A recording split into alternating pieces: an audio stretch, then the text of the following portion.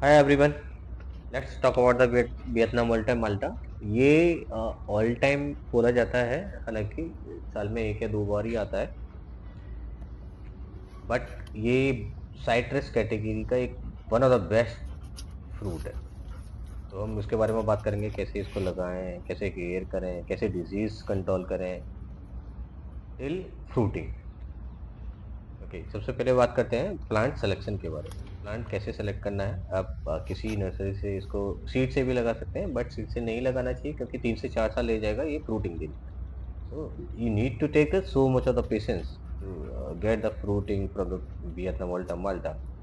Okay, तो rather than the seed you should go grafted plant. तो grafted plant लें। अब ग्राफ्टेड प्लांट ऐसा जिसमें कोई भी डिसीज ना हो, और सेलेक्ट करने की सबसे कैटेगरी होती है कि उसका स्टैंड अच्छा हो, लीव्स ग्रीन हो, कोई डिसीज नहीं हो, कोई वायरस नहीं हो, ऐसा प्लांट सेलेक्ट करें। हाई हाइट की और सस्ते में न करें, क्योंकि वायरस और डिसीज वाले प्लांट्स, इन्फेक्टेड प्लांट में आगे दिक्कत ही रहेगी।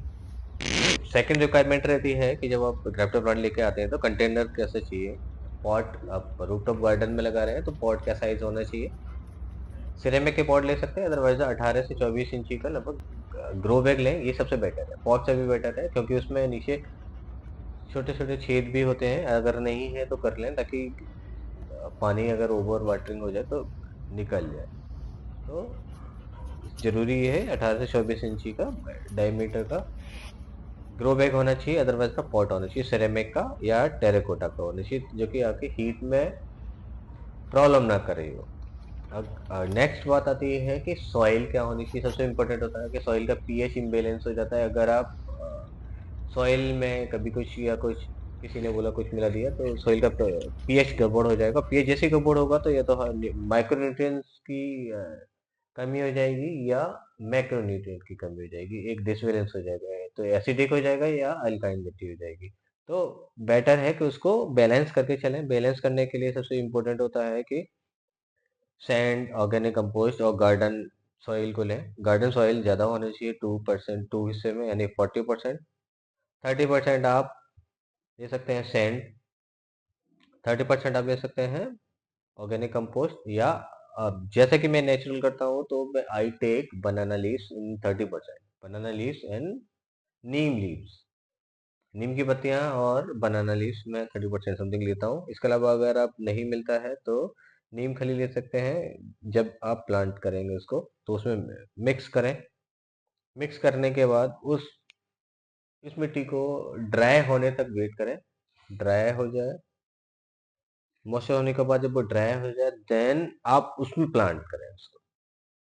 और इसके अलावा जब प्लांट कर दें उसको, क्योंकि ये एसिडिक सॉइल में आसानी से होता है, ये बहुत ही पसंद करता है एसिडिक सॉइल जिसका पीएच मान 5.5 से 6.5 हो, यानी कि नेचुरल पीएच होता है 7। तो ये एसिडिक सॉइल में होता है। तो इसके लिए जरूरी है कि आप नीम लीव्स या अदर लीव्स भी मिला के रखें, या ऑर्गेनिक कंपोस्ट अच्छा मिलाएं, तो पीएच बैलेंस हो जाएगा।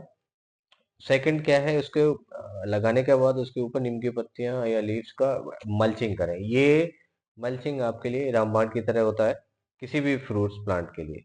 ये आपको बचा के भी रखेगा किसी मॉइस्ट से, फ्रॉस्ट से, समर में, सभी सीजन में बचा के रखता है ये। और सेकंड क्या है, स्लो रिलीज न्यूट्रिशन होते हैं जो कि इसको मिलते रहते हैं।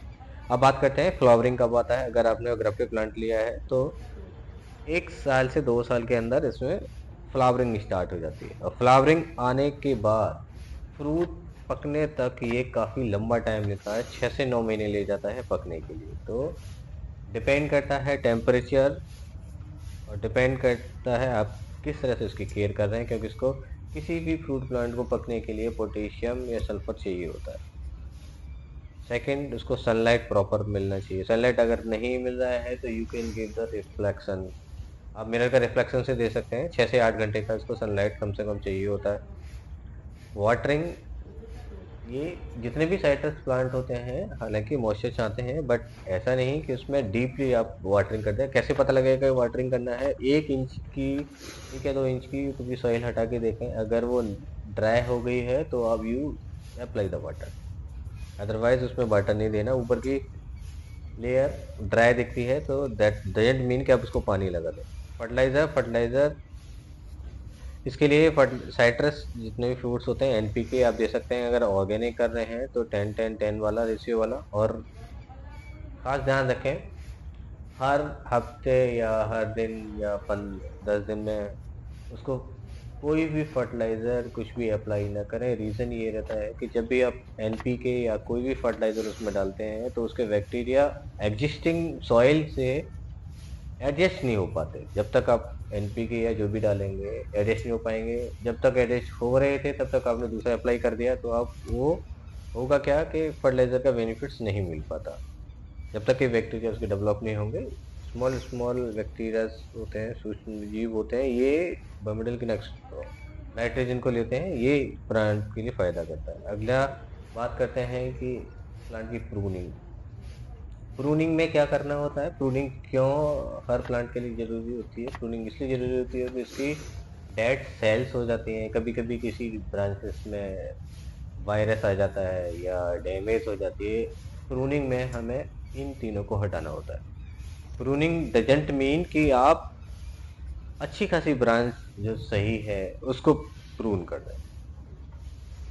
नेक्स्ट बात करते हैं पेस्ट कंट्रोल। अगर किसी में डिसीज आ गया है तो इसमें, क्योंकि डिसीज आता ही है, एफिड होते हैं या बहुत सारे इंसेक्ट्स होते हैं, लीव्स पे भी आ जाते हैं।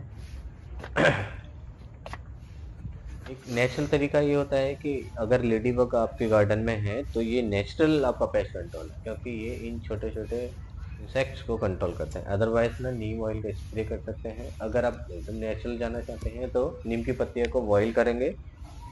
बॉईल करने के बाद उसका पानी को स्प्रे करेंगे। अगर आप थोड़ा सा उसमें चूना ऐड कर देते हैं 1 चम्मच तो एडिशनल वैल्यू रहेगी। और ये पेस्ट कंट्रोल पेस्ट कंट्रोल का बहुत अच्छा काम करेगा। लेकिन खास ध्यान रखें, ज़्यादा अप्लाई ना करें, कैल्शियम की मात्रा ज़्यादा बढ़ सकती है। नेक्स्ट बात करते हैं पॉलिनेशन रिक्वायरमेंट। पॉलिनेशन के लिए आप जब भी फ्लावरिंग स्टार्ट होती है, अगर आप प्लांट को वैसे नेचुरल दिया हुआ है कि हवा चलती है, हिलता है, तो इससे भी पॉलिनेशन होता है। अदरवाइज पॉलिनेशन के लिए बहुत सारे फ्लावर लगा सकते हैं आसपास, वैसे ज़रूरत नहीं होती, क्योंकि होम भी इसके लिए बेस्ट काम करती है पॉलिनेशन के लिए। तो पॉलिनेशन के लिए आपको मैनुअल पॉलिनेशन की ज़रूरत नहीं रहती है। और ख़ास सबसे ज़्यादा इम्पोर्टेंट ये होता है कि मोस्टली लोगों के प्लांट्स में फ्लावरिंग आ रही होती है बट फ्रूटिंग में कन्वर्ट नहीं होती। रीज़न ये रहता है कि जैसे ही फ्लावरिंग आना स्टार्ट होती है लोग उसकी एक्स्ट्रा केयर स्टार्ट करते हैं, जब वाटरिंग स्टार्ट करते हैं, फर्टिलाइज़र देना स्टार्ट कर देते हैं। तो ऐसे समय पर ये नहीं करना है, उसको स्ट्रेस देना है। हल्का सा स्ट्रेस दे सकते हैं, दैट मीन्स कि पानी की मात्रा जो आप दे रहे थे उसको कम करना है, क्योंकि प्लांट्स अपने बुरे समय के लिए या बैड टाइम के लिए अपना एनर्जी सोर्सेस फ्रूट के रूप में एक कलेक्शन करते हैं। तो उस समय पानी को आपको स्ट्रेस देना है, थोड़ा सा ड्राई रखना है ताकि वो फ्लावरिंग अच्छी आ जाए। फ्लावर जब फ्रूट में बदल जाता है, फ्रूट में जब बदलने लग जाता है, मटर जैसे दाना हो जाए, then you can start good watering. आप अच्छी वाटरिंग देते हैं, क्योंकि ये फ्रूट में कन्वर्ट हो जाता है। उस समय उस प्लांट को आपके वाटर की ज़्यादा नीड हो जाती है। और इसमें साल भर लगभग फ्रूट्स आते हैं।